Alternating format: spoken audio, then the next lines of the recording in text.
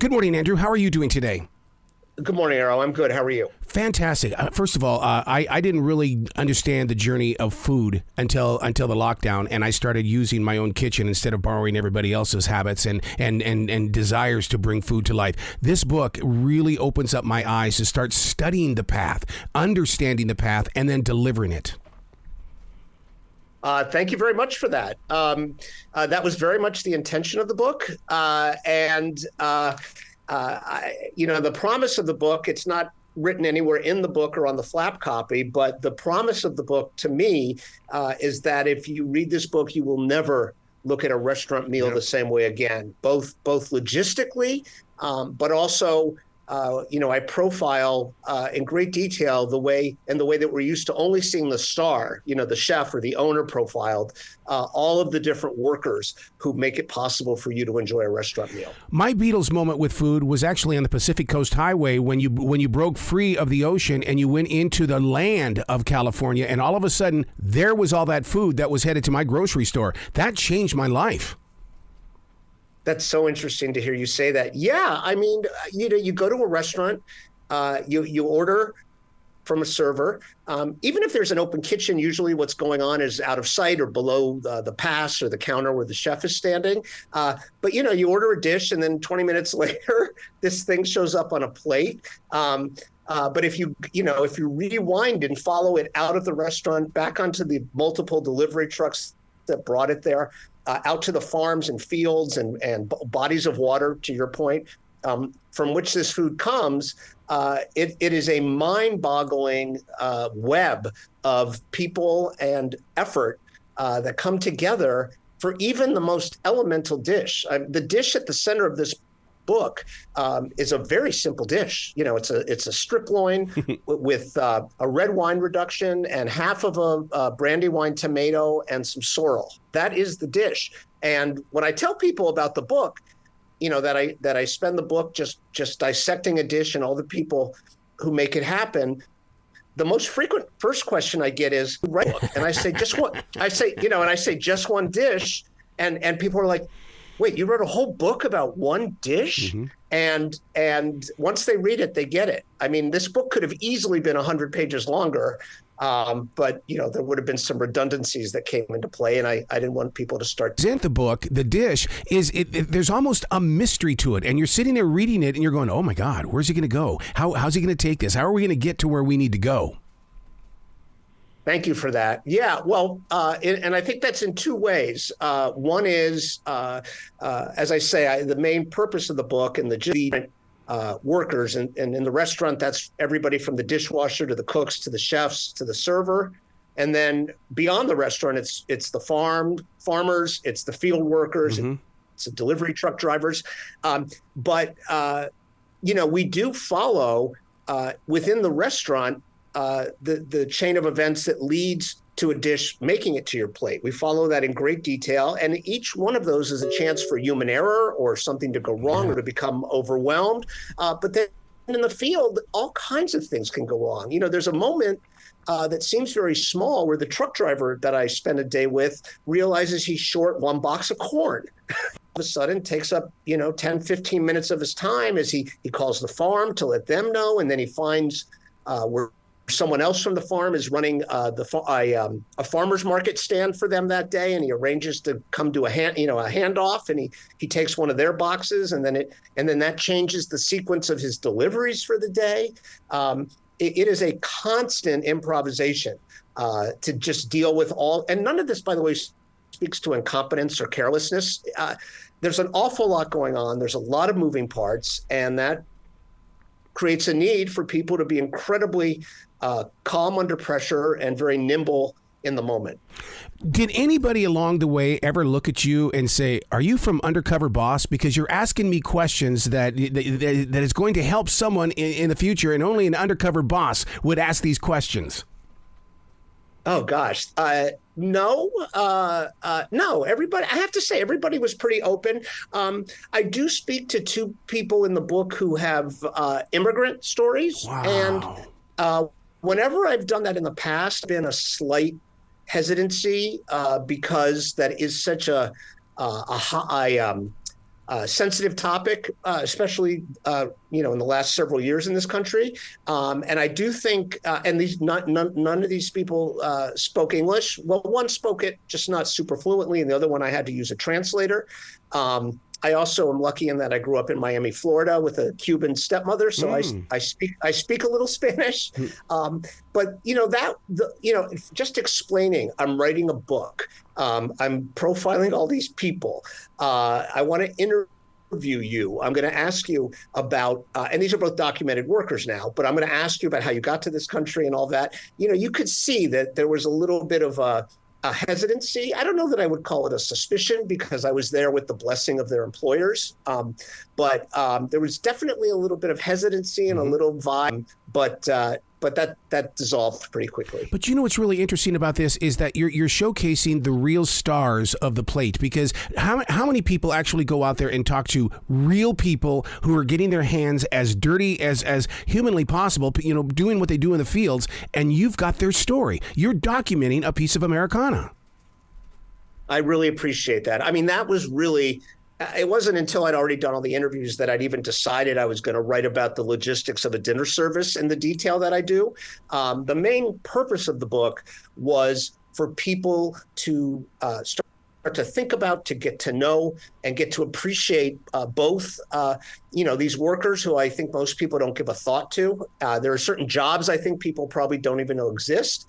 But then also, just to appreciate the work, to appreciate the cost of employing all of these people. I mean, everything on this plate that I write about in the book requires, in most cases, not all, but in many cases, dozens of people to tend it in the field, to pick it, to box it, to drive it, to handle the business of a farm.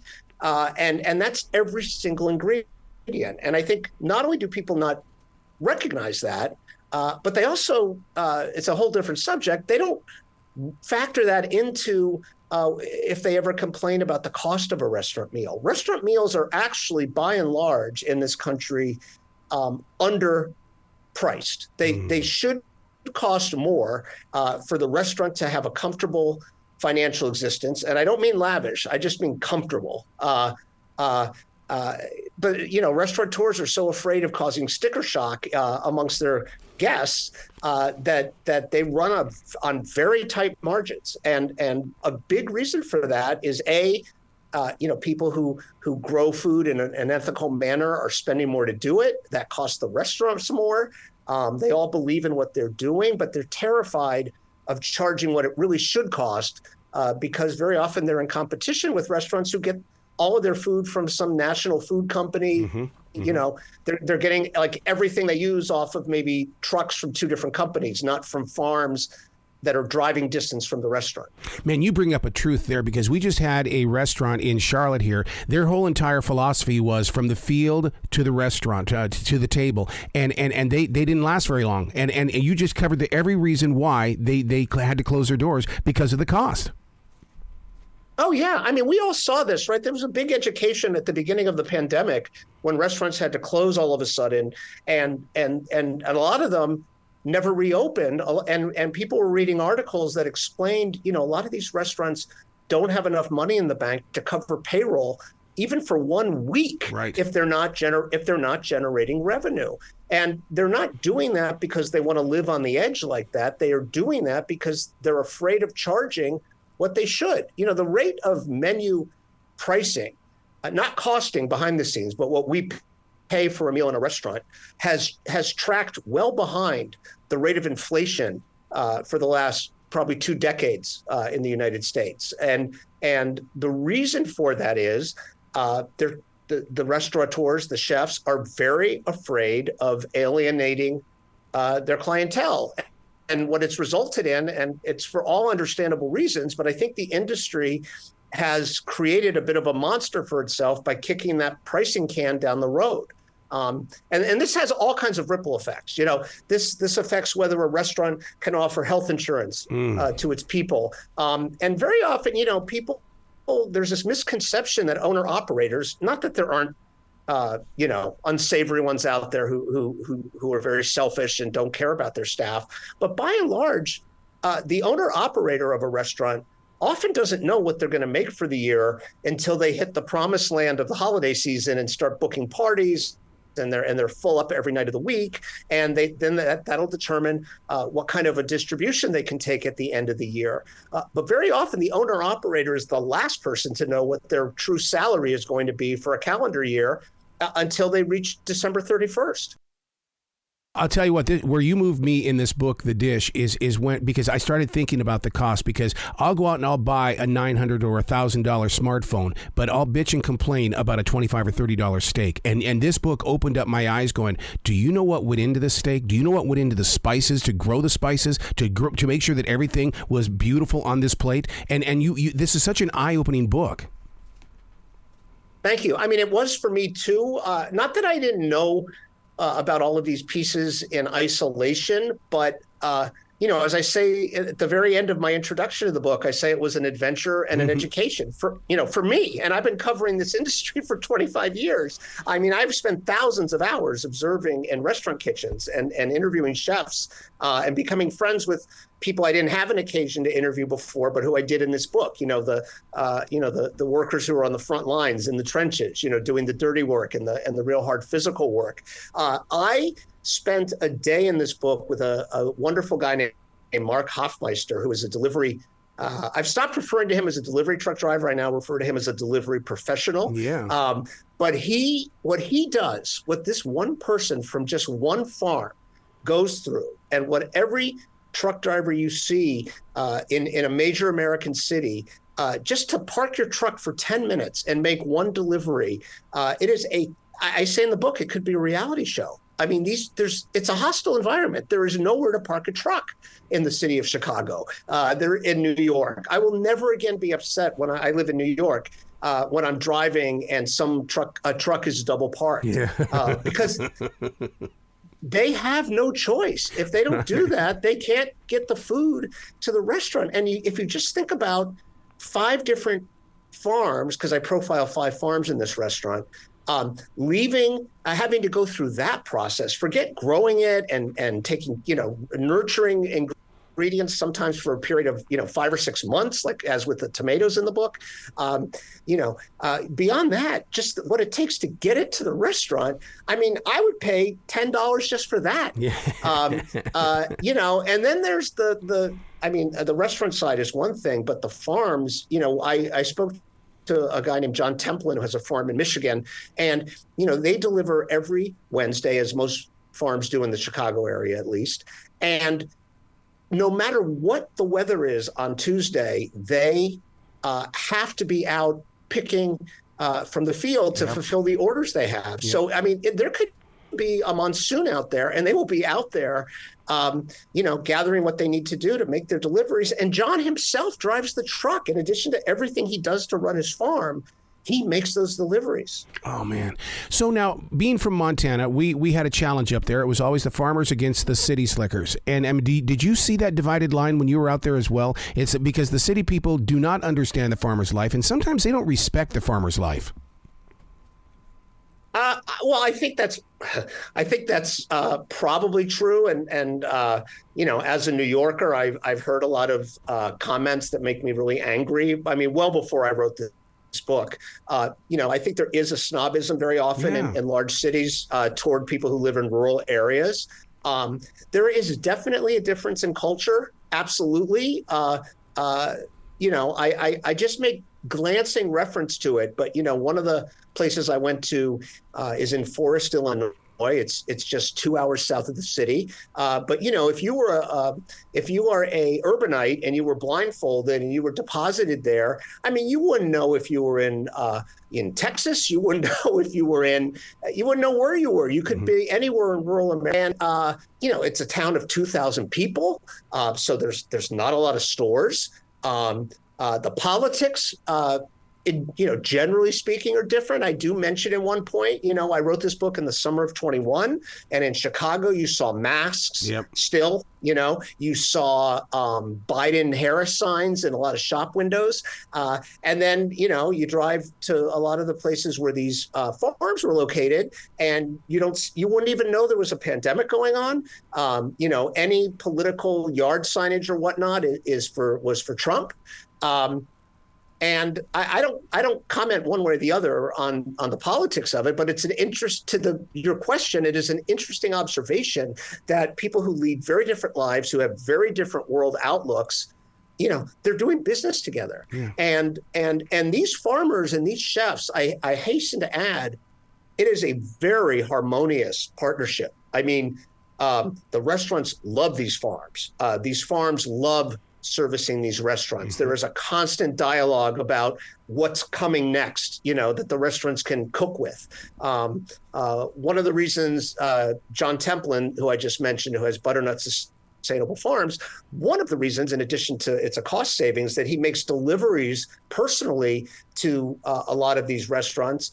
And, John is someone who services some of the best restaurants in Chicago. For foodies who may be listening, Grant Achatz, who's the chef of Alinea Restaurant, which is a 3-star Michelin restaurant, basically monopolizes John's prime tomato supply in the summer. I mean, his tomatoes are literally famous among Chicago restaurants. But John makes those deliveries personally so that he has a couple of minutes when he brings the stuff in the door just to talk to the chefs, to get their feedback, to see how they're using the food, to get any requests they might have, to give them a heads up on what he may be short on in the coming weeks, or what maybe he tried to grow this season that's coming in good, so that they can start thinking about how to utilize it on the menus. I know this is a long answer, but I just have to add, I observe and report a menu ideation meeting. Each dish in that menu meeting commences with one of the chefs in the meeting going through the inventory list for what's going to be available from each of the local farms they try to support the following week, right? And that is how they plan their menus. Wow. Dude, you got to come back to this show anytime in the future. And plus, I would love to either see this on the Travel Channel, the Food Channel, or even a podcast, because you have got stories that are just mind-blowing. I really appreciate that. I will say there is somebody in Los Angeles trying to make your dream come true, and mine, because I would love to be able to profile, a different restaurant and all of its teams and all the farms that service it, across the country. Because a chef friend of mine read the book recently, and he said to me, "I wish you could do this, with every dish in the world," because they all have this kind of a web extending out from them. Yep. Well, you be brilliant today, okay, Andrew? I appreciate all the kind words. Thank you very much, Arrow.